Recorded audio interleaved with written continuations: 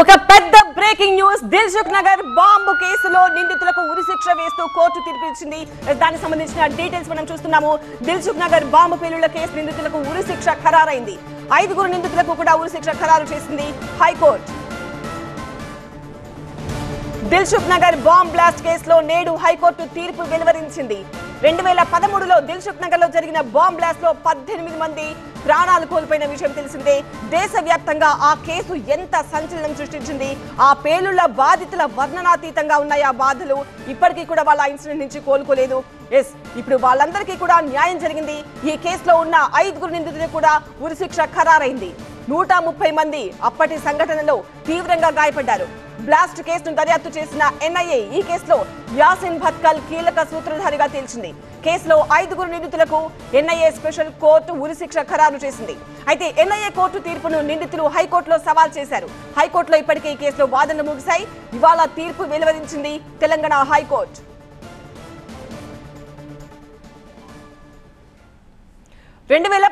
ఫిబ్రవరి 21న Dilsukh Nagar bus stand సమీపంలో కొద్ది నిమిషాల గ్యాప్ లోనే 2 పేలుళ్లు వరుసగా జరిగాయి. మొదట బస్టాండ్ ఎదురుగా ఒక బాంబు పేలిన కొద్దిసేపటికే 150 మీటర్ల దూరంలోనే మరొక పెద్ద బ్లాస్ట్ సంభవించింది. టిఫిన్ బాక్స్ లో బాంబు పెట్టి టెర్రరిస్టులు ఈ దాడికి పాల్పడ్డారు. ఇండియన్ ముజాహిద్దీన్ ఉగ్రవాద సంస్థ సహ వ్యవస్థాపకుడు యాసిన్ భత్కల్, అసదుల్లా అఖ్తర్, జియావుర్ రెహమాన్, తెహసీన్ అఖ్తర్, అజాజ్ షేక్ కలిసి ఈ దాడికి పాల్పడ్డట్టు ఎన్ఐఏ దర్యాప్తులో తేలింది. 157 మంది సాక్షులను విచారించి ఛార్జ్షీట్ దాఖలు చేసింది. 2016 డిసెంబర్ 13న నిందితులకు ఎన్ఐఏ కోర్టు ఉరిశిక్ష విధించింది. 2013 ఫిబ్రవరి 2న హైదరాబాద్ ఒక్కసారిగా ఉలిక్కిపడ్డ రోజు. ఆ రోజు రాత్రి 7 గంటల సమయంలో దిల్సుఖ్ నగర్ బస్ స్టాప్ దగ్గర భారీ పేలుడు జరిగింది. ఆ పేలుడు జరిగిన క్షణాల వ్యవధిలోనే కోనార్క్ థియేటర్ సమీపంలో A1 మిర్చి సెంటర్ దగ్గర రెండో పేలుడు జరిగింది. ఈ పేలుళ్ల ధాటికి మొత్తం 18 మంది మరణించగా మరో 130 మంది తీవ్రంగా గాయపడ్డారు. ఈ పేలుడుపై సరూర్ నగర్ పోలీసులు కేసు నమోదు చేసి దర్యాప్తు ప్రారంభించారు. మరోవైపు కేంద్ర హోంశాఖ ఆదేశాలతో జాతీయ దర్యాప్తు సంస్థ కూడా రంగంలోకి దిగింది. దీంతో హైదరాబాద్ లో నమోదైన ఈ 2 కేసులు ఎన్ఐఏకి బదిలీ అయ్యాయి. ఇండియన్ ముజాహిద్దీన్ ఉగ్రవాద సంస్థ ఈ పేలుళ్లకు పాల్పడ్డట్టు ఎన్ఐఏ గుర్తించింది. దర్యాప్తులో భాగంగా అహ్మద్ సిద్ది బప్పా జరార్ అలియాస్ యాసిన్ భత్కల్, అబ్దుల్ అఖ్తర్ అలియాస్ హద్దీలను 2013లో ఇండో నేపాల్ బోర్డర్ సమీపంలో అరెస్ట్ చేశారు. విచారణలో నిందితులు నేరం ఒప్పుకున్నారు. వాళ్ళిచ్చిన సమాచారంతో బీహార్కు చెందిన తహసీన్ అఖ్తర్, పాకిస్తాన్కు చెందిన జియావుర్ రెహమాన్లను 2014 మేలో ఢిల్లీ పోలీసులు అరెస్ట్ చేశారు. వీరితో పాటు పూణేకు చెందిన అజీర్ షేక్ ను కూడా ఎన్ఐఏ అరెస్ట్ చేసింది. నిందితుల విచారణలో పేలుళ్లకు కీలక సూత్రధారి మహమ్మద్ రియాజ్ అలియాస్ రియాజ్ భత్కల్ గా గుర్తించారు. ప్రస్తుతం పాకిస్తాన్ లో తలదాచుకున్న భత్కల్ కోసం రెడ్ కార్నర్ నోటీస్ కూడా జారీ చేసింది ఎన్ఐఏ. మరోవైపు ఘటనపై దర్యాప్తు చేసిన ఎన్ఐఏ 6 నిందితులపై 3 ఛార్జ్షీట్లు దాఖలు చేసింది. ఉగ్రవాద కార్యకలాపాల వ్యవహారంలో గతంలో నిందితులపై కేసులు ఉన్నట్టు గుర్తించింది. ప్రధాన నిందితుడు రియాజ్ భత్కల్ మినహా మిగిలిన 5 నిందితులపై ఎన్ఐఏ ప్రత్యేక కోర్టులో 2015లో ట్రయల్ కొనసాగింది.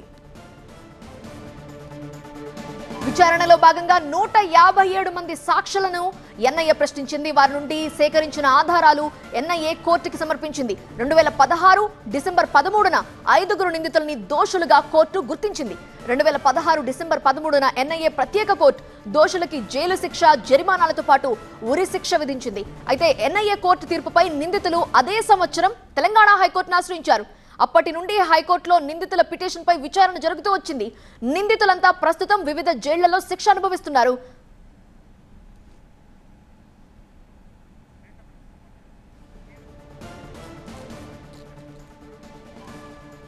ఐదుగురు నిందితులకు కూడా శిక్ష ఖరారైంది. టీవీ9 ప్రతినిధి ప్రణీతతో మాట్లాడి మరిన్ని డీటెయిల్స్ తీసుకుందాం.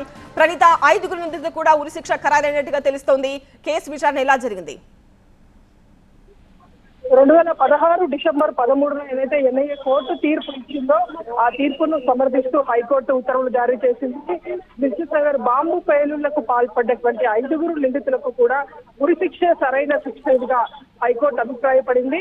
గతంలో ఎన్ఐఏ కోర్టు ఏదైతే తీర్పు ఇచ్చిందో ఎన్ఐఏ కోర్టు అన్ని సాక్ష్యాధారాలు పరిశీలించి ఇచ్చినటువంటి తీర్పు సరైనదే, ఇందులో ఎలాంటి మోడిఫికేషన్స్ అవసరం లేదనేటువంటి అభిప్రాయాన్ని కూడా హైకోర్టు వ్యక్తం చేసింది. A2 గా ఉన్నటువంటి Asadullah Akhtar, A3 Ziaur Rahman, A4 Tahseen Akhtar, A5 Yasin Bhatkal, A6 Azad వీళ్ళ 5గురికి కూడా ఉరి శిక్షను ఖరారు చేసింది హైకోర్టు. గతంలో ఏదైతే ఎన్ఐఏ కోర్టు తీర్పు ఇచ్చిందో ఆ తీర్పు సరైనదే. సో మొత్తం ఈ కేసులో దాదాపు 157 మంది సాక్షులను గతంలోనే కోర్టు వాళ్ళందరినీ కూడా ఎగ్జామిన్ చేసింది. దాదాపు 5,000కు పైగా ఛార్జ్ షీట్ పేజీలను దాఖలు చేసిన తర్వాత ఎన్ఐఏ కోర్టు గత 9 సంవత్సరాల క్రితమే ఈ బాంబు పేలుళ్ల కేసుకు సంబంధించిన తీర్పు ఇచ్చింది. ఇప్పుడు అదే తీర్పును సమర్థిస్తూ హైకోర్టు ఉత్తర్వులు జారీ చేసింది. గతంలోనే ఎన్ఐఏ కోర్టు ఇచ్చినటువంటి ఉరిశిక్ష తీర్పు ఏదైతే ఉందో ఆ తీర్పు అనుమతి కోసం హైకోర్టుకు ఎన్ఐఏ కోర్టు గతంలో లెటర్ రాసింది. అదే సమయంలో ఎన్ఐఏ కోర్టు ఇచ్చినటువంటి తీర్పును అపీల్ చేస్తూ 5గురు నిందితులు కూడా హైకోర్టులో అపీల్ చేసుకున్నారు. సో అపీల్ పిటిషన్స్ అన్నింటినీ కూడా హైకోర్టు డిస్మిస్ చేసింది. ఎన్ఐఏ కోర్టు ఇచ్చేటువంటి తీర్పు సరైనదే, వీళ్ళందరూ కూడా ఉరి శిక్షకు అర్హులుగా హైకోర్టు తీర్పు వెల్లడించింది. మొత్తం 5,000 పేజీలకు పైగా ఛార్జ్ షీట్లను 3 దఫాలుగా ఛార్జ్ షీట్లను గతంలో ఎన్ఐఏ అధికారులు దాఖలు చేశారు. దాదాపు 5,000 పేజీలకు పైగా ఉన్నటువంటి ఛార్జ్ షీట్లు అన్నింటినీ కూడా ఎగ్జామిన్ చేసిన తర్వాత ఎన్ఐఏ కోర్టు డిసెంబర్ 13, 2016లో వీళ్ళని దోషులుగా తేలుస్తూ డిసెంబర్ 19, 2016లో వీళ్ళందరికీ కూడా ఉరి శిక్షను ఖరారు చేసింది. అయితే ఇందులో కీలక విషయం ఏవంగా ఉన్నటువంటి ప్రధాన నిందితుడు రియాజ్ బత్కల్. సో ఈ రియాజ్ బత్కల్ ని ఇప్పటికీ ఇంకా అతడు పోలీసుల ఇన్వెస్టిగేషన్ ని తప్పించుకొని తిరుగుతున్నాడు. ప్రజెంట్ అతడు పాకిస్తాన్ లో తలదాచుకున్నట్టుగా కూడా ఇన్ఫర్మేషన్ ఉన్నప్పటికీ అతనికి సంబంధించినటువంటి జాడ కోసం ఇంకా పోలీసులు వెతుక్కునే ఉన్నారు. అతని పైన రెడ్ కార్నర్ నోటీస్ ఉంది. ఇంకా అనేక రకాలుగా అతన్ని తీసుకునేందుకు ప్రయత్నిస్తున్నప్పటికీ అతడు మాత్రం ఇంకా పరారీలోనే ఉన్నాడు. సో రిమైనింగ్ 5గురు నిందితులు ఎవరైతే ఉన్నారో వాళ్ళందరూ కూడా ఉరి శిక్షకు అర్హులుగా ఇవాళ హైకోర్టు తీర్పు వెల్లడించింది. రైట్ ప్రణీత. 2016లో ఎన్ఐఏ ప్రత్యేక కోర్టు ఇచ్చిన తీర్పునే హైకోర్టు కూడా సమర్థించింది. అప్పుడు ఉరిశిక్ష విధిస్తూ జరిమానా విధిస్తూ ఎన్ఐఏ ప్రత్యేక కోర్టు వీళ్ళకి శిక్ష ఖరారు చేసినప్పుడు నిందితులంతా హైకోర్టులో పిటిషన్ వేశారు.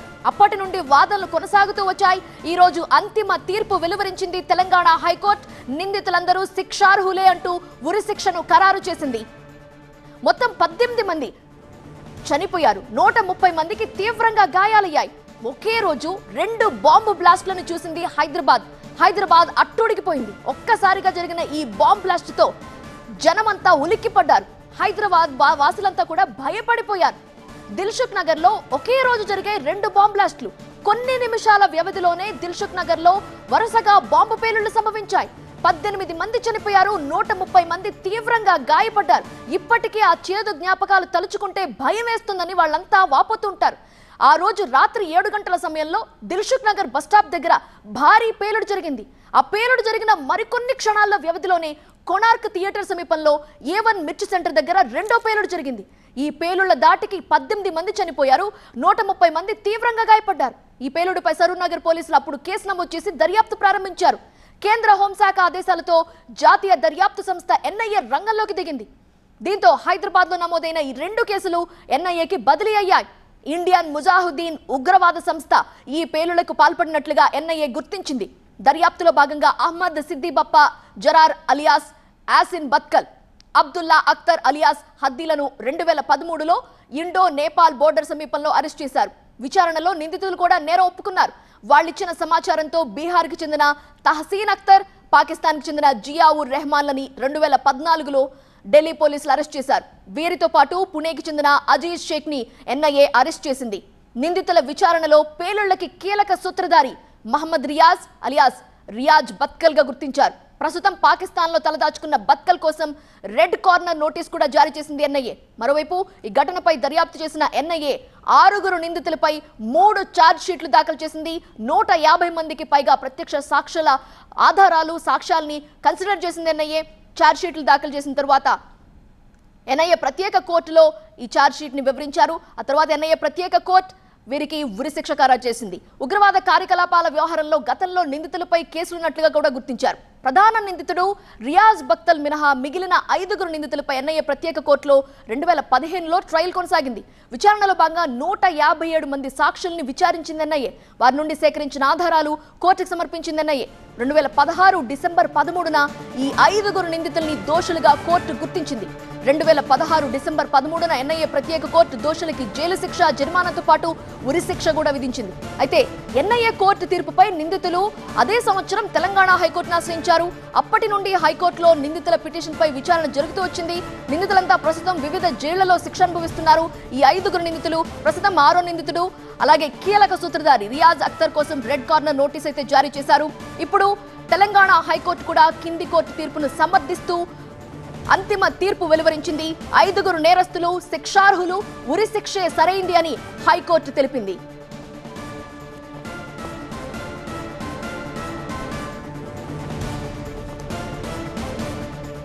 సో తెలంగాణ హైకోర్టు అంతిమ తీర్పు వెలువరించింది. ఇంకా హైకోర్టు తీర్పు వెలువరిస్తూ ఏం చెప్పింది వివరించడానికి మా ప్రతినిధి ప్రణీత లైవ్ లో సిద్ధంగా ఉన్నారు. ప్రణీత, ఎన్ఐఏ ప్రత్యేక కోర్టు వీళ్ళకి శిక్ష విధించినప్పుడు వీళ్ళు హైకోర్టుకి ఏమని పిటిషన్ దాఖలు చేశారు? వీళ్ళు 18 మంది చనిపోవడానికి, 130 మంది తీవ్రంగా గాయపడడానికి కారణమయ్యారు. కాబట్టి హైకోర్టు వీళ్ళ గురించి ఏం మాట్లాడింది? అయితే హైకోర్టు చాలా ఒకటే లైన్ తీర్పు విధించింది. ప్రస్తుతం ఏదైతే కింది కోర్టు ఎన్ఐఏ కోర్టు తీర్పు ఇచ్చిందో ఆ తీర్పును సమర్థిస్తూ వీళ్ళకి ఉరి శిక్ష సరైన శిక్షగా అభిప్రాయపడుతున్నామంటూ హైకోర్టు ఈ స్టేట్మెంట్ ఇచ్చింది. సో దీంతో వీళ్ళకి ఉరి శిక్ష ఖరారైపోయినట్టే. గతంలో 9 సంవత్సరాల క్రితం వీరికి ఎన్ఐఏ కోర్టు డిసెంబర్ 13, 2016లో తీర్పు ఇచ్చేటువంటి విషయం తెలిసిందే. ఆ తర్వాత ఉరి శిక్షని అమలు చేయాలంటే ఖచ్చితంగా కింది కోర్టులు, ఆ రాష్ట్రాల హైకోర్టుల అనుమతి తీసుకోవాల్సి ఉంటుంది. సో అప్పుడే ఎన్ఐఏ కోర్టు ఉరి శిక్షకు సంబంధించినటువంటి అనుమతిని హైకోర్టుకి లెటర్ రాసింది. ఇదే సమయంలో ఈ 5గురు నిందితులు కూడా ఉరి శిక్షను సవాలు చేస్తూ హైకోర్టుని ఆశ్రయించారు. సో గతంలో 2016లో వీళ్ళు హైకోర్టుకు వస్తే దాదాపు 45 డేస్ పాటు సుదీర్ఘంగా ఈ కేసుకి సంబంధించినటువంటి వాదనలను హైకోర్టు విన్నది. సో 45 డేస్ తర్వాత మొత్తం దీనికి సంబంధించినటువంటి ఎవిడెన్స్ అన్నింటినీ కూడా పరిశీలించిన తర్వాత ఈరోజు హైకోర్టు తీర్పు ప్రకటించింది. కింది కోర్టు ఏదైతే ఈ 5గురు ఉగ్రవాదులకు కూడా ఉరి శిక్షను ఖరారు చేసిందో అదే ఉరి శిక్షను ఖరారు చేస్తూ ఆ శిక్షనే వీరికి సరైన శిక్షగా హైకోర్టు అభిప్రాయపడింది. అయితే హైకోర్టు తీర్పు వెల్లడించేటువంటి టైంలో నిందితుల తరపున ఉన్నటువంటి న్యాయవాది ఈ తీర్పును, ఈ అప్పీల్ని రద్దు చేయాల్సిందిగా కోరారు. కానీ హైకోర్టు దానికి అంగీకరించలేదు. కింది కోర్టు ఏదైతే తీర్పు ఇచ్చిందో అదే సరైన తీర్పుగా అభిప్రాయపడింది. దీంతో పాటు గతంలో ఎన్ఐఏ కోర్టు తీర్పు ఇచ్చేటువంటి టైంలోనే దాదాపు 5,000కు పైగా ఛార్జ్ షీట్ని 3 దఫాలుగా దాఖలు చేశారు. ఒక ఛార్జ్ షీట్తో పాటు 2 సప్లిమెంటరీ ఛార్జ్ షీట్లను కూడా దాఖలు చేశారు. 5గురు నిందితులకు సంబంధించి ఒక్కొక్కరిని ఒక్కొక్క రాష్ట్రంలో గతంలో ఎన్ఐఏ అధికారులు పట్టుకున్నటువంటి విషయం తెలిసిందే. ఒకరిని ఇండో నేపాల్ బార్డర్లో పట్టుకుంటే ఒకరిని బీహార్లో అరెస్ట్ చేశారు, మరొకరిని ఉత్తరప్రదేశ్లో, ఇంకొకరిని రాజస్థాన్లో.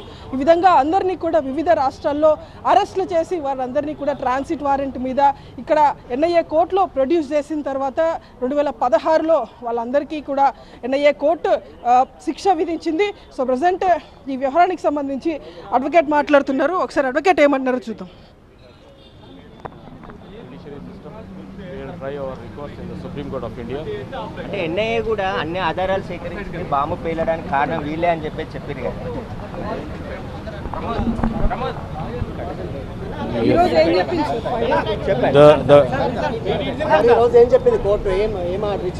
The Honorable Court has just stated that the appeal filed by the accused has been dismissed, and definitely the copies will be available to us by today. As soon we get the copies of the orders, we will prepare for appeal in the Supreme Court of India, and definitely we are going to file an appeal, and we have faith in the judiciary system. Sir, what you have argued in the High Court? See, as the case is still subjudiced and the matter has to be argued again in Supreme Court of India, I can't disclose what was our point of our argument today, as we have to state in the Supreme Court also.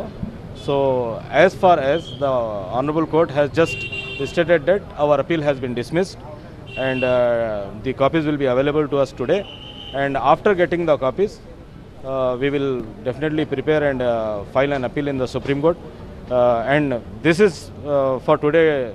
Now we can disclose this itself, and not more than that, because we didn't got the copies, and as soon as the copies are received by us, we can have some more scope of what the court has stated. Any considerations from No. See, considerations means the court. appealed anything before the NIA court last time? No. See, NIA court has confirmed the court has sentenced the accused, and we filed appeal against the orders of the NIA court. Thereafter, this honorable court has confirmed the orders of the NIA court. Sir, what are the main points you have argued that they have See, not, they have not yet linked with this incident? No. See, what I am saying is, we have to again go for appeal in the Supreme Court of India, and what the points we have argued in this case can't be disclosed here, because we have to again argue the same points in the Supreme Court. So the matter is still sub judice. So I am at this point I can't disclose what were the points we argued upon, and what was our points which were in favor of us, and what court the honorable court has considered and what have not have considered will be only. But death sentence confirmed by the High Court. Yes, death confirmation. See, NIA has argued their case. NIA has prepared their case, and they argued their case. So, in defense, whatever we can bring, we have brought before the honorable court. All accused are in Cherlapalli right now? No. Some of the accused are in away. So, How many are in Cherlapalli right now, sir? Cherlapalli, one. Only Yasin Yes. And Ejaz Sheikh is also there. Tihar jail, one accused is there. Other three accused? No, I am concerned about accused number 6, who is presently lodged in Cherlapalli jail. Ajaz. Ejaz Sheikh. NIA ఎలాంటి counter దాఖలు Sir, చేసింది? did they say anything about A1 Riyaz Bakhtar? Did they No, say I anything about still he is in abscond? see. The court has not read out any part of the judgment. They have just confirmed. They stated it. They have just confirmed the orders of the lower court. Accused number 6, Ejaz Sheikh. See, I have already stated that I can't state what was my argument, because we have to again submit before the Supreme Court of India. Whatever the orders passed by the NIA court, the NIA has not able to prove it beyond reasonable doubt. That was our question. That was our portion of argument. Okay NIA ఒక death సెంటెన్సే కాకుండా ఇంకా వేరే దానికి సంబంధించిన విధించినట్టుంది కదా. Yes. NIA only death సెంటెన్సే కాకుండా different cases సంబంధించి different తీర్పులు అందులో వేరే సెక్షన్స్ కూడా ఉన్నట్టుంది కదా. అవన్నీ అప్పీల్ చేశారు. Yes, I have appealed everything. అంటే కోర్టు ఏ అంశాలను పరిగణలోకి తీసుకొని కింది కోర్టు తీర్పులు ఖరారు చేసిందంటారు మీరు ఏం భావిస్తున్నారు? No. ఎన్ఐఏ ఇచ్చిన తీర్పును ఈ కోర్టు సమర్థించింది కదా, మీరు ఏ అంశాలను పరిగణలోకి తీసుకొని See, whatever our points, whatever our arguments, still because we have to go for appeal in the Supreme Court. For that reason, I can't disclose. That is my problem, because okay ఇప్పుడు మీరు ఒక A6 తరపునే supreme కోర్టుకి Yes. లేకపోతే ఏంది మిగతా we are concerned about our accused. Others will also definitely go. There is no scope. ఎప్పుడు వెళ్ళే అవకాశం ఉంది? It will take 1 or 2 months for preparation. Okay, ఈ తీర్పు పట్ల మీరేం చెప్తున్నారు? See, we have faith in the justice system of India. Definitely, we'll expect that Supreme Court will definitely